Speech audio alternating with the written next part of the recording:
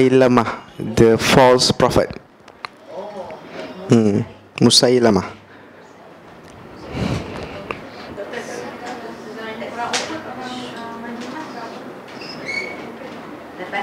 Sekejap, Yang panah tu Abu Dujana. Dujana. Macam pernah dengar tak nama dia? Famous person. Actually dia patutnya cerita kat you tadi, tapi terlepas. Abu Dujana. Senang macam ni lah. Nabi sebelum start Uhud, Nabi kata siapa yang nak ambil pedang ni, Nabi ada extra pedang. And then siapa nak ambil pedang ni dan memenuhi hak pedang ni. Jadi ramailah orang macam confused lah, tak tahulah apa. Kemudian Abu Dujana tanya sahabat Nabi ni, dia tanya, apa tu memenuhi hak Nabi? Dia kata, you fight until this pedang patah ataupun you patah. That means you no turning back lah with this pedang. Maknanya Nabi nak bagi something special kat somebody lah. Abu Dujana kata, let me have it. Okay. So bila Abu Dujana yang dapat, dia memang akan lawan betul-betul lah. Yang menarik pasal Abu Dujana, when he got that pedang, dia bangga tau. Dia orang Madinah, dia bangga lah. Dia baru masuk Islam, baru setahun, 2 mungkin. Bangganya dia bahawa Nabi bagi dia something tu. Dia jalan dengan bangganya depan opponent. Tahu tak, masa ni kita dah boleh tengok opponent kita. Maknanya Nabi kat belah sini, orang Quraisy sebelah sana. Nampak? No. Okay.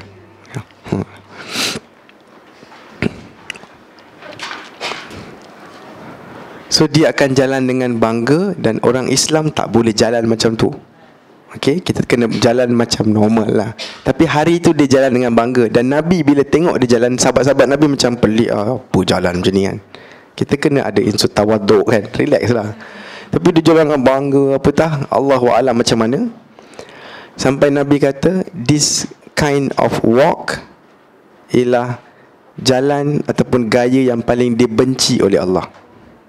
Allah benci jalan macam ni. Tapi Nabi bagi pengecualian, kecuali pada hari ini. Maknanya dalam peperangan dia tak ada unsur lembik-lembik, lemah-lemah tau. Perang kena kena Allahu Akbar, betul tak? Mana boleh Assalamualaikum, nak perang boleh tak kan? Assalamualaikum, boleh tak bagi can? Tak adanya. Perang kena tunjuk kuat. Sebab dalam peperangan lah, mewarnakan rambut uban dengan warna hitam boleh ke biasa-biasa? Kalau dia ada uban, dia warnakan dengan warna hitam, boleh? Okay, kalau you nak tahu, perkara itu salah, haram dalam Islam. Tak boleh warnakan uban dengan warna hitam. Tapi boleh warnakan dengan warna apa saja. Maknanya warna lain lah. Zaman tu diorang tak ada banyak pewarna. Pewarna mereka ialah inai. Okay, dia guna inai. Tapi nanti korang fikir, maknanya hijau, biru, kuning, merah kan. Allahu'alam lah macam mana nak hukum mereka ni lah kan. Okay. Tapi saya rasa orang yang banyak sangat warna tu, isu utama dia bukan warna rambut lagi. Isu ni lain. Betul tak? Betul tak? Diorang mungkin tak kisah apa kau kisah kan. Tak kisah apa orang fikir, tak kisah pasal semayang, betul tak? Dia panjang lagi cerita. So jangan fokus kat rambut lah. But warna rambut hitam, kalau you ada uban, dihalalkan dalam peperangan. Sebab kita nak tunjuk bahawa pakcik-pakcik umur 60-70 pun nampak macam 20-30 dari jauh, supaya orang confuse lah. Kalau tidak, sebayangkan semua uban aja. Kita pun rasa apa tahu, garanti menang lah kita. Geng-geng banyak atuk aja kan. Geng-geng atuk dengan nenek je dekat depan kita ni. Itulah cerita dia. Baik. Macam mana? Oh, serban merah. Betul. Ya, shouldn't lah. Reason lying, menipu.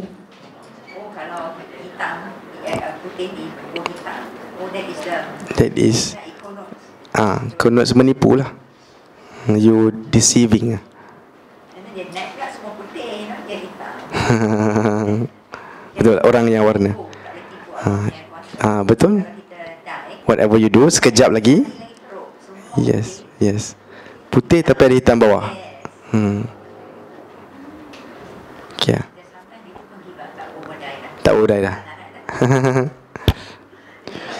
Ya, betul. Ya.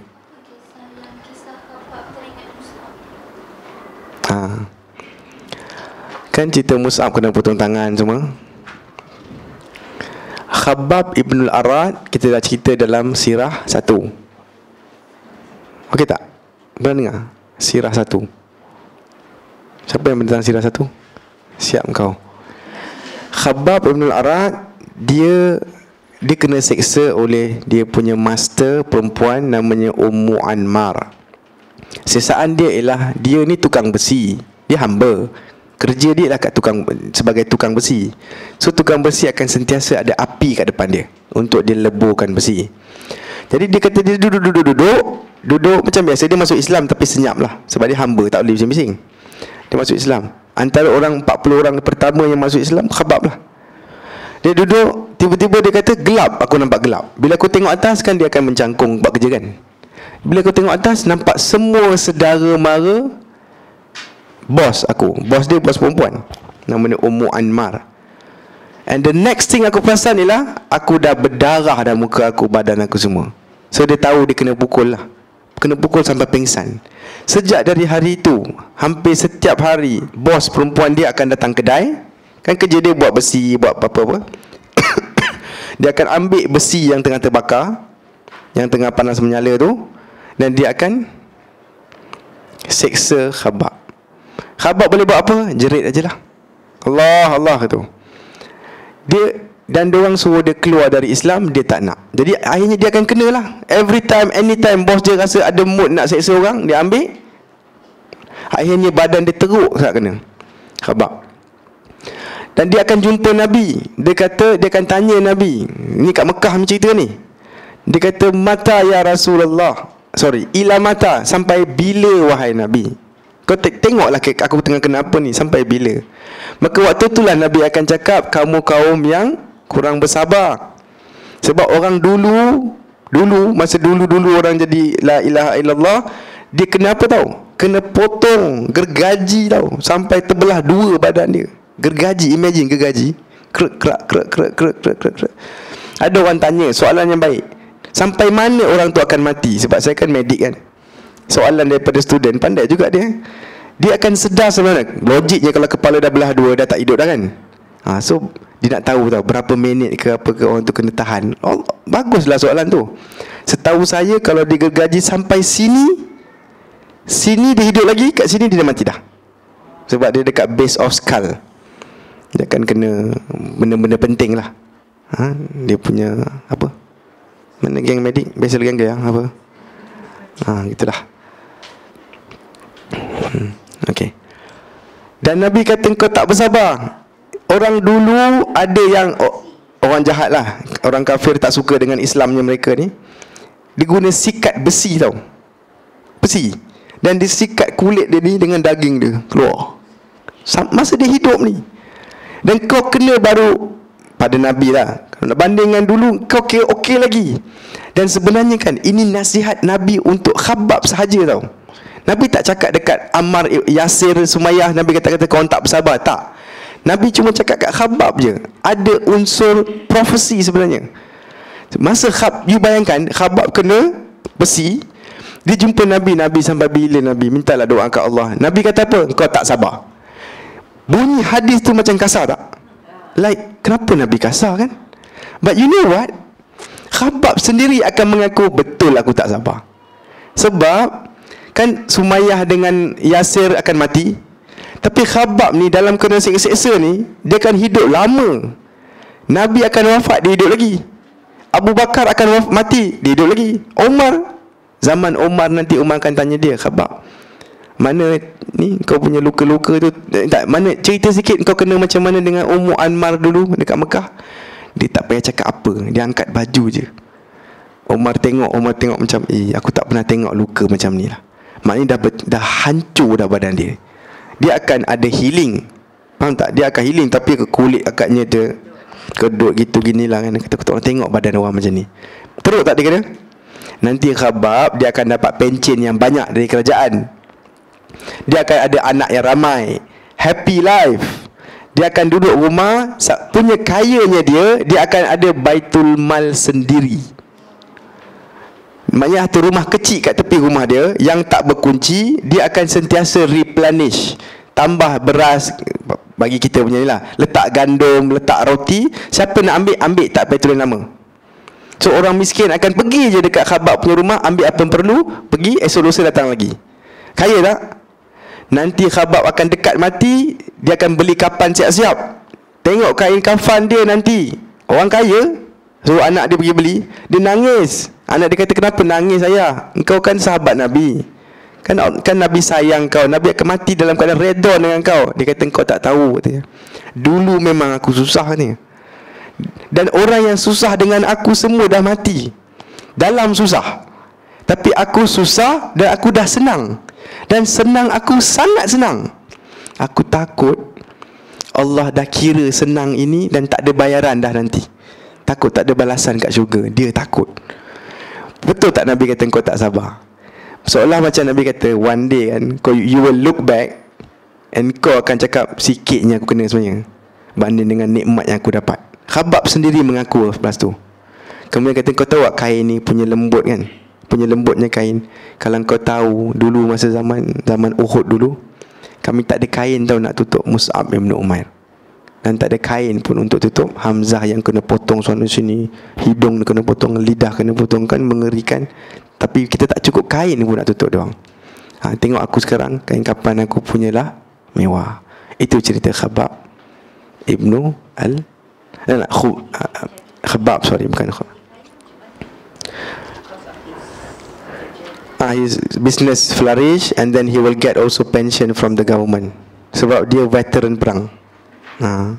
Dan early Muslims akan dapat pencen mahal sikit, later Muslim pencen sikit. Itulah sahabat Nabi, diorang muliakan lah. Boleh. Abang tanya saya, Abu Dujana ni dia ada, saya cerita kat Abu Dujana, you dah dapat some idea. Okay, sorry saya jumping from here to there. Nanti you balik tengok-tengoklah nota mana yang you jumpa. Okay. Abu Dujana ni dia ada satu serban. Kita boleh bayangkan Abu Dujana ni orang yang jenis bulldozer lah. Jadi orang takkan mess dengan dia lah. Kalau dia gaduh dengan orang, kalau dia dalam keadaan marah, dia ada satu simbol. Maknanya hari ni aku nak bunuh orang, aku jangan main dengan aku. Kira hari ni mood aku tak baik lah. Apa mood tak baik dia punya simbol ialah serban warna merah. Dia satu serban dia simpan kat rumah. Jadi kalau orang tengok Abu Dujana, dia dah pakai serban merah, dah diam-diam. Faham tak? Dah di tengah marah tu. So itu dia punya simbol, aku don't mess with me today. So hari tu masa dia dapat pedang dari Nabi, dia akan pakai serban merah dia. That means don't mess with me. Dan betul pun dia buat kerja dia macam Nabi suruh. Tunaikan hak tu kan. Dia akan lawan seorang sahabat Nabi yang lain. Dia kata, aku menyampah betul. Kenapa Abu Dujana yang dapat? Faham tak? Like, apa kelebihan dia? Betul, aku pun tunggulah, tengok sementara aku lawan ni, aku tengok Abu Dujana. Betul apa dia buat apa yang Nabi suruh. Dia memang setiap orang yang dia jumpa, dia akan selesaikan. Dia tak ada macam cuba-cuba dengan satu orang, macam tak boleh menang, lari dulu. Faham tak? Bagi orang yang lemah-lemah, bila dia tengok orang tu kuat, dia lari tempat lain dulu. Dia takkan main belasah je semua orang. Abu Dujana cari orang yang kuat dan lawan. Sampaikan si sahabat ni, saya tersejak, bukan Jaafar, somebody yang nama dia saya lupa. Dia kata, aku nampak satu orang ni, orang proponen yang sangat kuat. Dia duk bunuh-bunuh orang kita. Sampai aku berdoa semoga dia jumpa Abu Dujana. Faham tak? Barulah buku dengan ruas kan.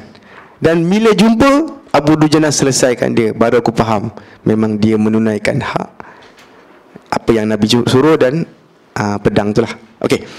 So bila diorang kumpul balik, diorang berjayalah untuk selamatkan diri dalam peperangan yang sangat berterabur tu.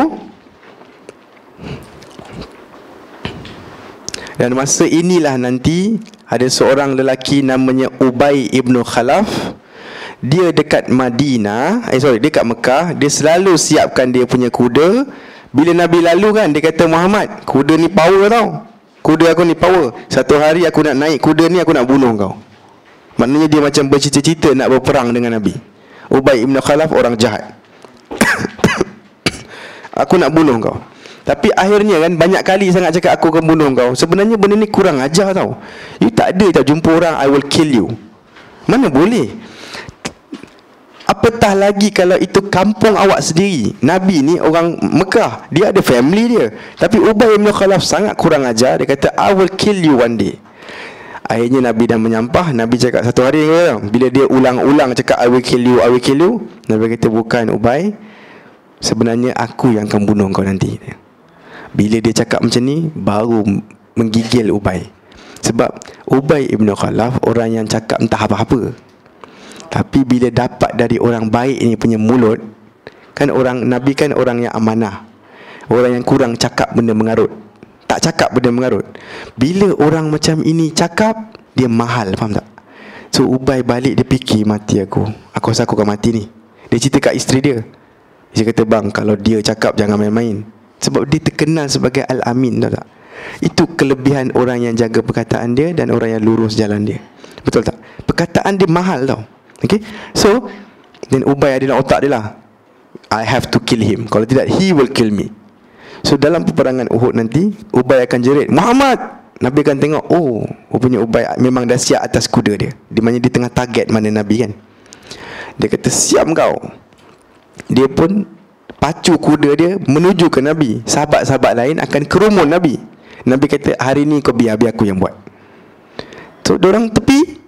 Dan bila Ubay dah dekat je, Nabi guna pedang ke tombak ke tak sure, ataupun guna dia punya arrow, dia akan check sikit je, terkena dia punya luka, terkena dia punya leher, tapi tak bunuh dia, kena sikit je.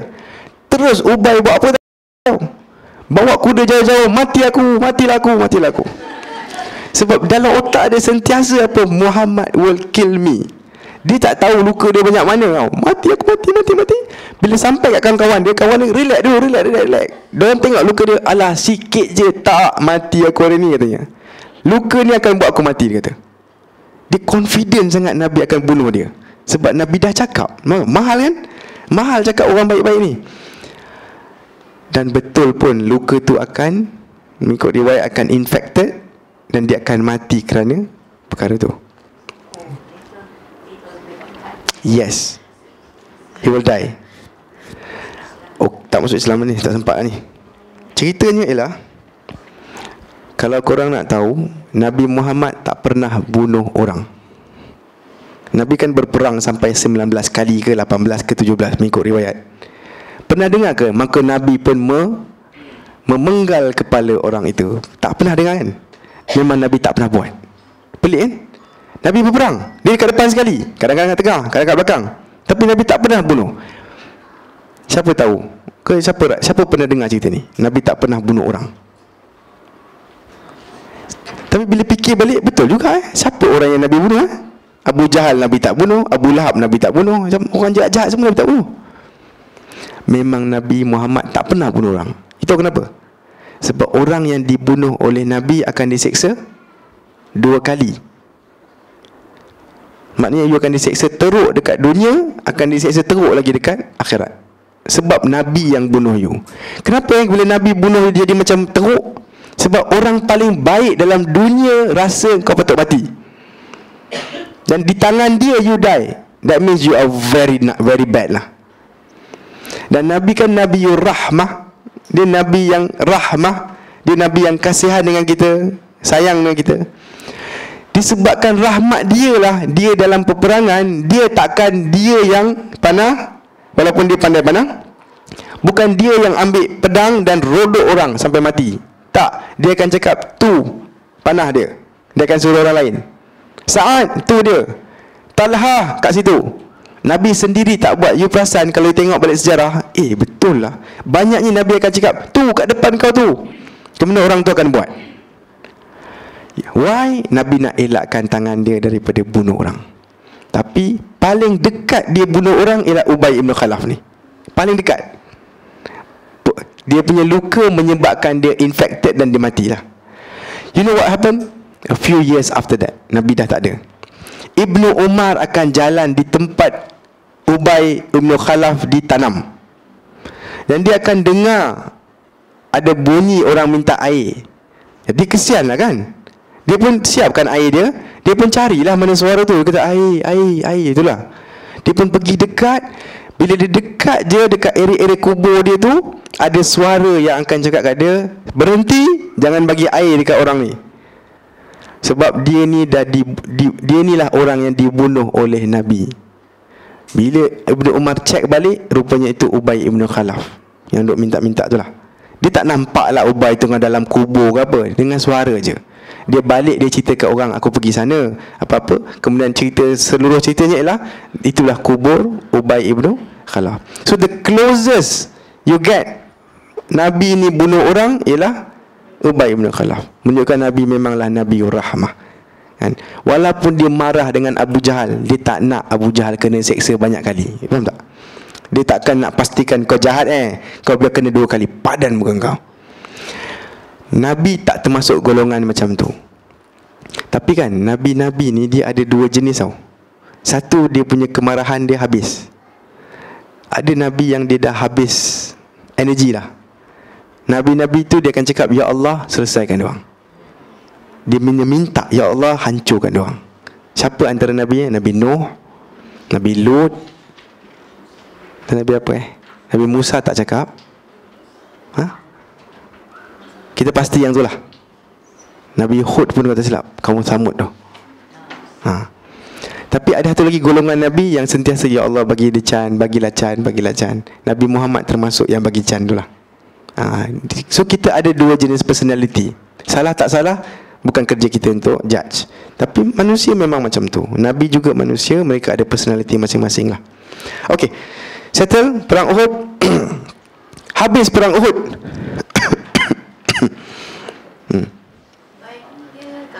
Kafir?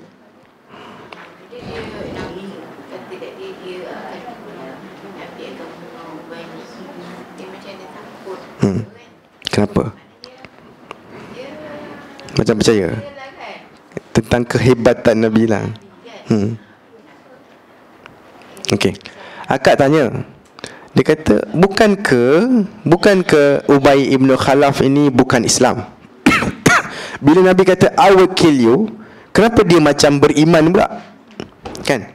Percaya bahawa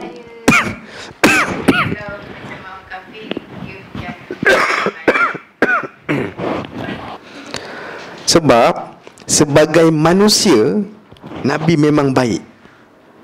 Tak buang Nabi je, buang Rasul dia, buang tak payah. Nabi jadi Muhammad dia. Sebagai manusia dia baik. Bila orang baik cakap kat akak, saya benci dengan you, hati kita akan berdegup dan you sikit. Orang baik, yang semua orang kata baik, kita pun cakap dia baik. Tapi satu hari dia katakan, aku benci tengok engkau, aku tak nak tengok engkau lagi. Lain macam. Tapi kalau orang jahat, I hate you, ya 50 orang lagi orang hate me also kan. Tak ada hal. Tapi kalau orang baik, jalannya lurus, cakap something, kita akan ada efek kat kita. Jadi Nabi sebagai manusia dia dah power dah. Maknanya dia baik. Jadi baiknya Nabi buatkan dia cakap jadi mahal lah, berbanding dengan cakap-cakap kita lah. Hidayah tak sampai lah. Hidayah tak sampai lah kat orang tu. Okey.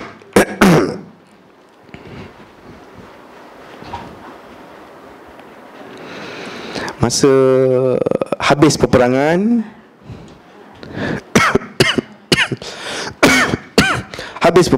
Abu Sufyan akan datang balik untuk nak pastikan really what happened lah. Kan Abu Sufyan pun dah lari semua kan. Dia akan datang balik dekat dengan tempat peperangan, diorang tengah uruskan mayat masing-masing semua kan. Abu Sufyan akan jerit. Dia akan jerit, Muhammad hidup lagi ke?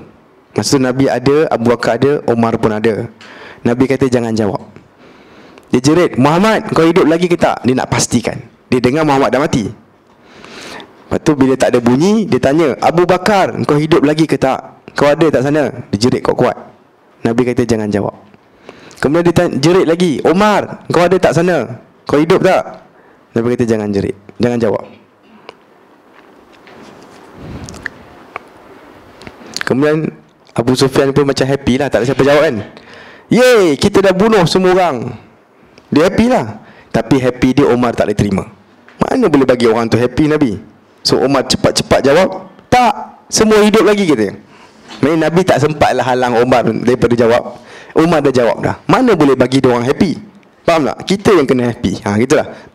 Tak, kita hidup lagi. Terkejut Abu Sufyan. Tiba-tiba je dia cakap, oh ya ke, hidup lagi? Betul ke ni? Dia, ya, kami semua ada kat sini, alive and kicking. Lepas tu cepat-cepat si Abu Sufyan cakap, tapi yang potong-potong hidung, potong lidah, potong telinga, potong kemaluan tu kan, mutilation kan, potong-potong tu aku tak suruh kan dia ketua. Aku tak suruh. Tapi you dengar honestnya dia aku tak suruh. Dengar aku tak suruh. Kan selesai kalau cakap aku tak suruh. Memang dia tak suruh. Itu perempuan-perempuan punya hal lah. Tapi dia cakap juga, bila aku tengok, aku tak marah pun, katanya. Nampak tak honestnya dia? Aku memang tak suruh, tapi bila aku tengok, aku macam tak disapprove pun lah. Aku tak rasa macam nak marah pun. Maknanya macam okey je. Nampak tak punya lurusnya diorang? Kan dia boleh je berbaik kan, cakap aku tak suruh kau jangan salah faham dengan aku kan. Tak ada. Dia orang Arab, dia akan cakap apa yang dia rasa dalam hati dia. Aku tak marah pun anak-anak isteri aku lah maksudnya. Kemudian dia akan cakap, oh lu Hubal. Maknanya Hubal yang paling tinggi. Rupanya Tuhan favourite si Abu Sufyan ialah Hubal. Hubal ialah seorang lelaki yang tangan dia macam ni, dia orang letak kat Kaabah, atas Kaabah. Tangan dia gini. Tangan dia lama-lama patah, dia orang ganti dengan emas. Itu cerita Hubal lah.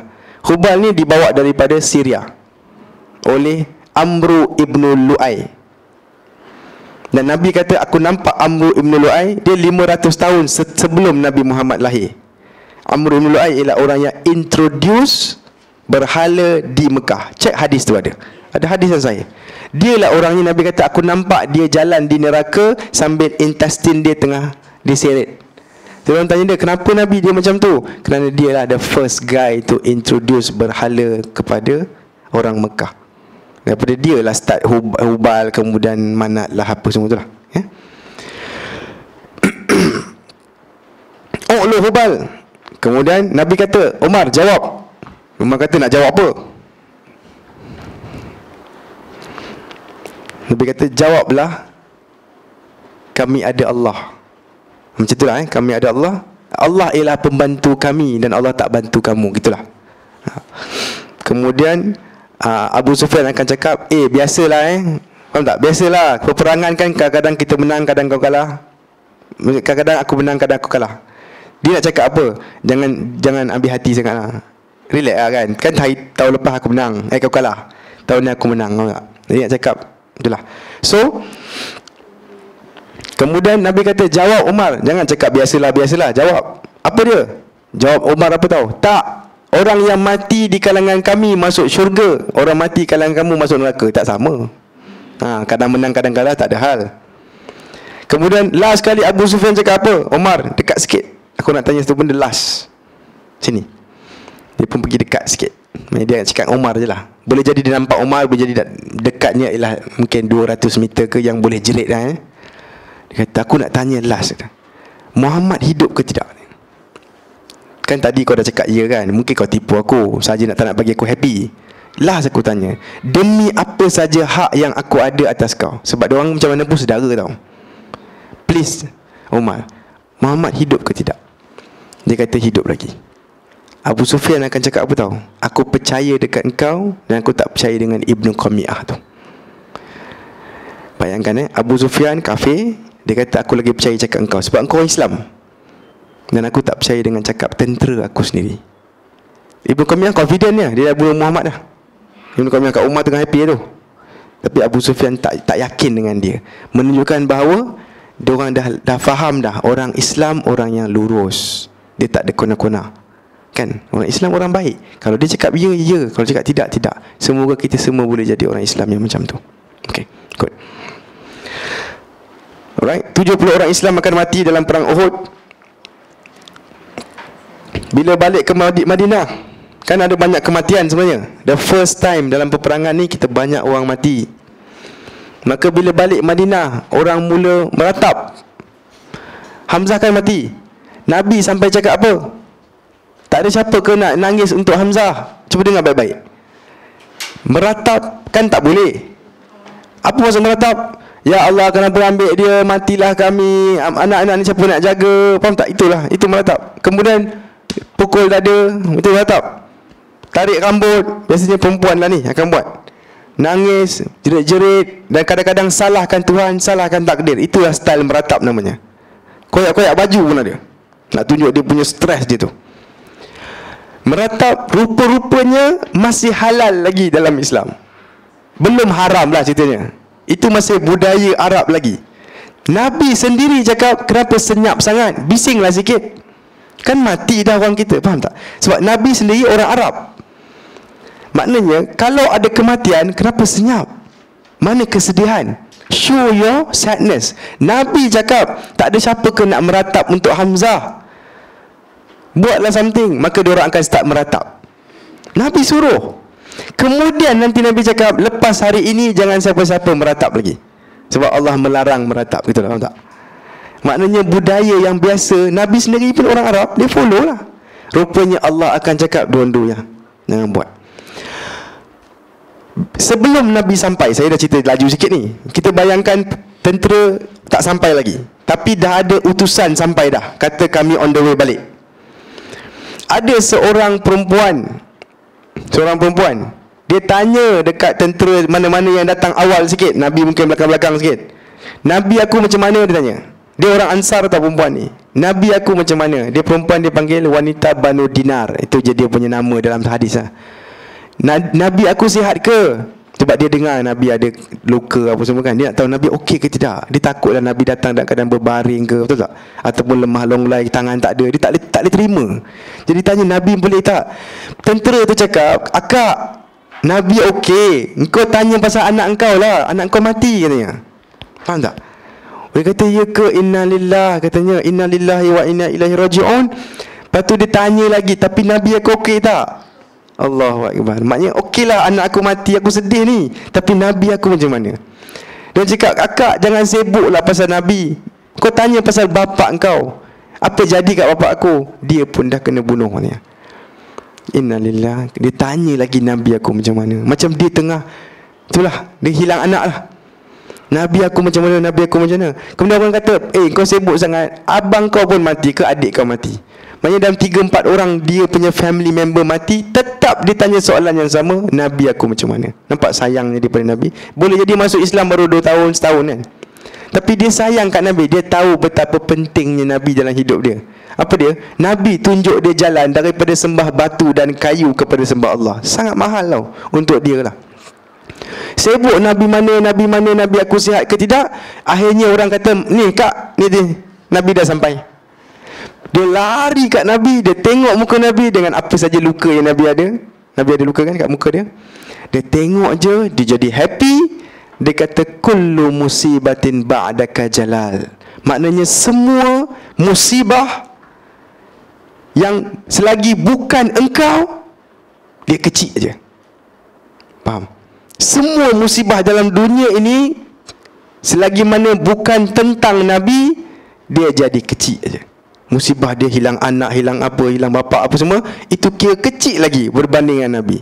Bayangkan punya sayangnya Nabi. Baru masuk Islam setahun 2. Allahu Akbar. Itulah dia iman orang zaman itulah. Tetapi on the other hand, ada satu lagi cerita. Kan Mus'ab Ibn Umair mati, kena potong tangan apa semua. So Nabi cakap kat sahabat-sahabat, korang jangan sibuk cakap dengan isteri dia, biar aku yang break the news lah. So Nabi pergi kat rumah. Nah, isteri Mus'ab ialah Hamnah binti Jahash. Hamnah nama dia. Jadi jumpa Hamnah. Dia kata, Hamnah, kau bersedia ada berita buruk ni. Hamnah kata, apa Nabi? Dia kata, pakcik kau dah mati, iaitu Hamzah. Hamzah sebenarnya Hamnah punya pakcik juga. Okey. Bila dia kata macam tu, dia kata, inna lillahi wa inna ilaihi raji'un. Kemudian Nabi kata, Hamnah, satu lagi Hamnah, kau sedia apa? Abang kau pun mati, Nabi kata. Dia pun cakap inna lillah. Dia sedih lah, nangis lah. Inna lillahi wa inna ilaihi raji'un. Tapi ada satu lagi Hamnah katanya. Nabi simpan yang paling teruk hujung sekali. Hamnah, satu lagi kau sedia aku nak cakap ni bad news. Hamnah kata apa Nabi? Suami kau Mus'ab ibn Umair dah mati, kena bunuh dah. Masa ini Hamnah tak kata innalillah. Dia akan jerit. Dia akan jerit kuat sangat. Dia kata, dan dia akan macam salahkan peperangan. Dia akan cakap, Allah, peperangan ni Kenapa kena berperang sampai mati semua orang yang aku sayang, gitu. Maknanya paling dia sayang daripada tiga ni siapa? Suami dia. Nabi tegur tak dia bila dia jerit macam tu? Tak, Nabi faham sangat. Sampai Nabi kata apa tahu? Melihatkan Hamnah ni, Nabi kata sesungguhnya kedudukan suami di hati isteri sangat special. Nabi sebut dalam hadis yang sahih, sesungguhnya di hati isteri tu ada tempat yang special suami dia tu lah. Macam mana pun suami, tetap kalau something jadi kat suami, isteri memang akan rasa yang teruk lah. Secara umum saya sebagai orang dalam psikologi, memang pun kematian spouse ialah stres paling tinggi untuk manusia yang berumur. Maknanya umur 30-40. Diorang ada rating tau. Diorang ada buat markah. Sebab kita nak tahu the level of stress. The death of spouse 100 markah. Dan korang masuk psychiatry ni, korang akan belajar ni. Death of spouse 100. Death of macam parents ke apa 80. Kemudian adik-beradik mungkin 70. Macam tu lah. Jadi betul lah cakap Nabi, tempatnya special. Maka Hamnah akan hiduplah seorang. Dan apa akan jadi kat Hamnah? Dia akan kahwin ke tak, saya tak pasti lah. Hamnah akan kahwin nantilah. Okey, habis cerita perang Uhud. Page seterusnya, perasan tak dia ada gambar rajah? Saya nak tunjukkan siapa Hamnah lah. Perasan kat atas, Jahash kahwin dengan Jahash ibn Riyab. The next page nanti if you want to check. Jahash ibn Riyab akan kahwin dengan Umamah binti Abdul Muttalib. Umamah ni lah Nabi punya makcik. Jadi dia bersepupu lah dengan si Zainab lah. So Jahash kahwin dengan Umamah, dia akan dapat beberapa anak. Antaranya Abdullah, Zainab, Abdullah, Abd dan Hamnah dan Habibah. Yang menariknya ialah nanti Nabi akan kahwin dengan Zainab lah, tahun 6 Hijrah nanti. Nabi akan kahwin dengan Zainab binti Jahash. Si Hamnah ni nanti kan dia akan jadi janda kan. Orang Arab, budaya dia ialah orang tak menjanda tanpa sebab, kecuali dia sendiri tak nak kahwin. Siapa saja yang kehilangan suami, orang akan offer, kau nak kahwin dengan aku tak? Jadi semua orang ada peluang untuk kahwin. Dalam budaya Arab, semua orang ada peluang kahwin. Sebab kenapa jadi senang sikit peluang kahwin? Sebab poligami. Bukan satu orang. Kan sekarang kan everybody is taken. Korang lambat je, orang baik semua habis stok tau. Nah, geng-geng lelaki. Geng lelaki kan tak ramai. Usim dalam kelas korang, lelaki sama ke? 50-50? 20-80 ada? Tak 30-70? 20? Tak, kalau peratus around 30% lah. Macam ni lah. Sebenarnya kan kat mana-mana tempat baik, ni lah keadaan dia. Tempat yang normal, baik, orang ada otak sikit. Tempat tak ada otak, ramai lelaki. Tempat penjara, pusat serenti, ramai lelaki. Seriously. Tempat baik-baik, universiti, college, semua tak ada, lelaki tak ada. Sebab lelaki ni dia adventurous sangat. Sebab kita kata perempuan baik. Nabi selalu tegur lelaki, jaga perempuan. Sebab perempuan secara umum baik. Perempuan dia tak adventurous macam lelaki, macam-macam dia buat dalam hidup dia.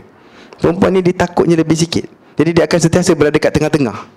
Lelaki tak, kalau baik-baik dan 50% kat sini, tapi ada 20% tak apa-apa. Okay.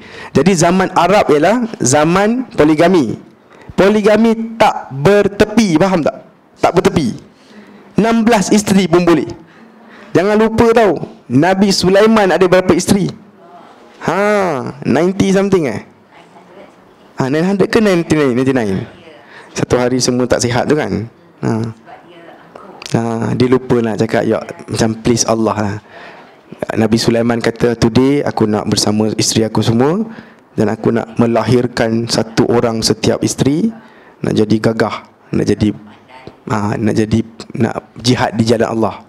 Tapi dia lupa nak cakap insya-Allah ataupun semoga Allah bantu aku. Semua anak yang lahir cacat. Yang menariknya, isteri dia bukan 3 tapi ratus kot, 999 999 ambil kau. So itu zamannya. Zaman Nabi dah belas-belas. Okay, satu orang memang ada 6-7 isteri. Jadi dalam keadaan yang kuotanya banyak, logik lah kan, setiap orang ada peluang lah. Dan cerai pun mudah. Diorang anggap cerai relax je. Nabi pernah bercerai tak? Pernah? Tak logik kan Nabi, ya Allah, Nabi bercerai, astagfirullah. Pernah? Nabi cerai. Dekat sekolah tak belajar benda ni. Nabi pernah bercerai tak? Kita kena cerita semua ni baru kita nampak normalnya Nabi sebagai lelaki, manusia. Nabi pernah bercerai 2 kali at least. Nabi pernah menceraikan, siapa tahu, Hafsah binti Umar. Dan mengikut riwayatnya, Hafsah macam bapak dia lah, dia agak keras sikit lah. So dia akan cakap kalau tak puas hati gitu. Jadi agaknya dia dengan Nabi ada sikit problem, maka Nabi marah dengan dia, Nabi ceraikan dia. Tapi guess what? Jibril turun. Waktu iddah tu, Jibril turun, cakap kat Nabi, ambil dia balik. Dia perempuan yang jaga semayang, jaga puasa, banyak sedekah. Nabi kata okey, maknanya rujuk balik. Nombor 2, Nabi pernah ceraikan perempuan, tapi kita tak tahu sebabnya. Hari dia nikah tu, nama dia perempuan tu ialah Zainab, bukan binti Jahsh. Kita akan sampai nanti. Saya akan cek nanti. Simpan dulu. Fatimah ke Zainab? Ya, ini semua nama-nama common.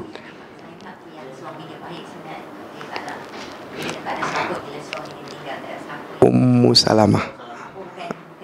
Bukan di Zainab. Zainab pernah kahwin dengan Zaid tu. Tapi ini yang nama korang semua tak kenal punya.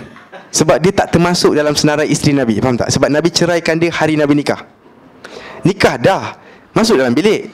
Tapi perempuan ni apa masalah dia tak? Mengikut riwayat dia mental problem. Ataupun riwayat lain kata dia macam kebudak-budakan sangat. Ada orang buat lawak dengan dia. Bila suami kau datang, kau cakap a'udzubillahi minka. Kan kita a'udzubillahi minasyaitan, aku berlindung dengan Allah dari syaitan. Dia kata aku berlindung dengan Allah, aku guna Allah kat depan aku daripada engkau. Minka, from you. So Nabi kata kau dah minta perlindungan daripada Allah yang Maha Agung, aku takkan kacau kau. Nabi tinggalkan dia. Tapi kita tak tahu tau apa cerita sebaliknya. Seriously, dia sejarah dia berhenti kat situ je. Yang lain semua spekulasi. Perempuan tu kena tipu lah, apalah, Allahualam. Okay? Jadi Nabi pernah cerai at least 2 times lah.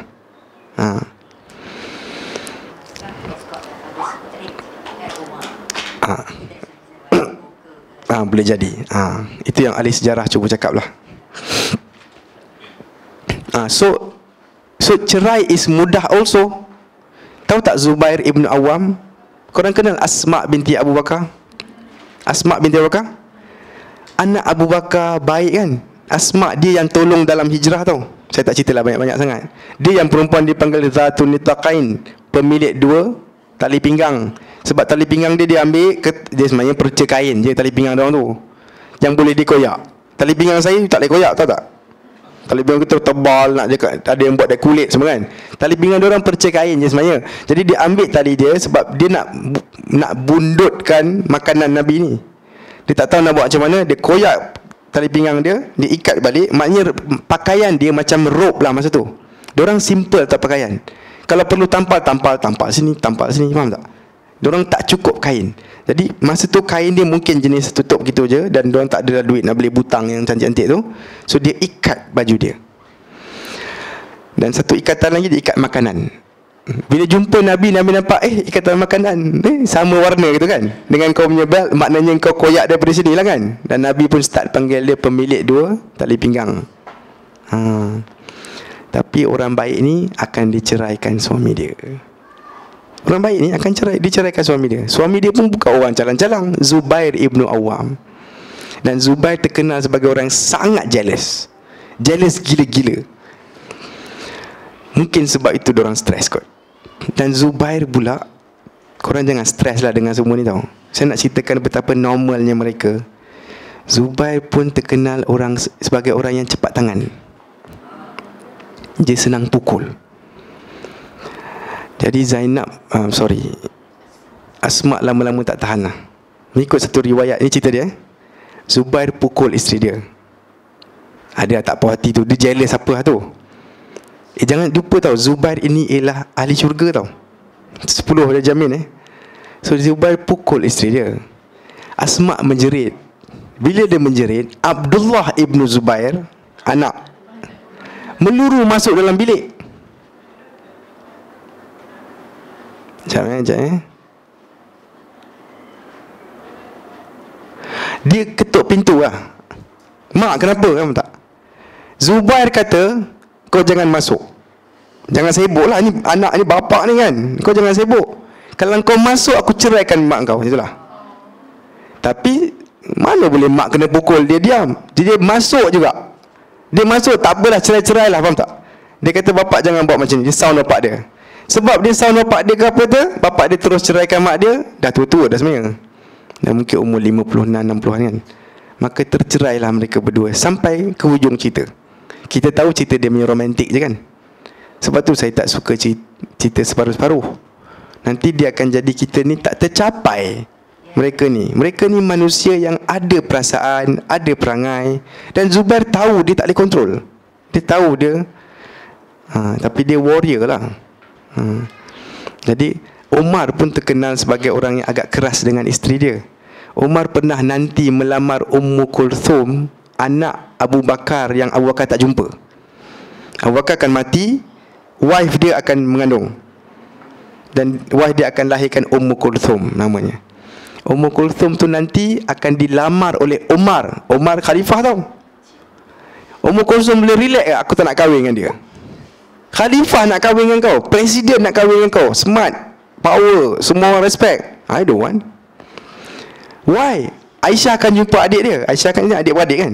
Kau ni khalifah nak kahwin, kau tak nak katanya. Tak nak kata, sebab Umar keras katanya. Dia sangat keras dalam hidup. Aku tak nak hidup macam tu lah. That means you have a choice. Faham tak? Just because satu ustaz datang nak kahwin dengan you, jangan paksa. Mak boleh kata, ni ustaz ni dek kan, kakak ni ustaz kak, famous kak, masuk TV, pergi Syria, pergi Palestin, semua dia buat. Kahwinlah kak, rugi kan. Tapi kau nak kahwin dengan mak rempit ke? Ni ustaz ni. Tak bermaksud you mesti kahwin dengan ustaz. Tak. You still can pilih lah. Umar pun kena reject. So apa sangat ustaz tepi rumah ni. Okay, so cool lah. Hidup kena relax.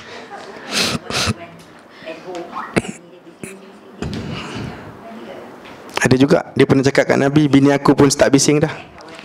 But don't forget, you know what he said? Nabi, bini aku pun bising kat rumah pasal sofa, pasal curtain lah. Faham tak? Benda-benda biasa punya hal lah. Untuk lelaki pun tak penting. Dia pun sibuk Nabi pasal duit apa semua. Dan bila aku tak puas hati dengan dia, aku akan cucuk-cucuk kat tengkuk dia ni. Maknanya Umar kan pukul lah. Like shut up lah kan. Diam. So don't forget that part lah. It's not like bising lah kau, aku tak ada telinga. Bukan, Umar dia marah dia lah. Dah cukup, aku dah dengar 5 minit ni. Agaknya lah kan. Wallahualam. Okay.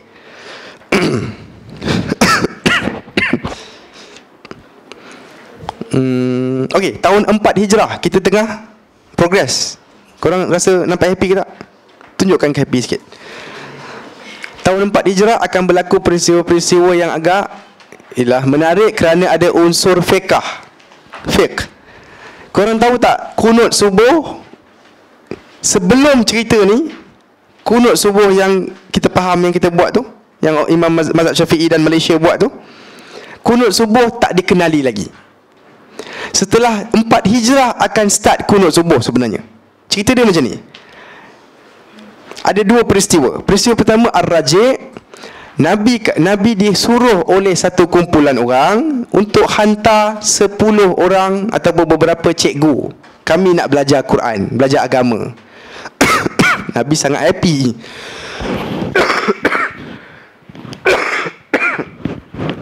Happy lah dia sebab Orang nak masuk Islam.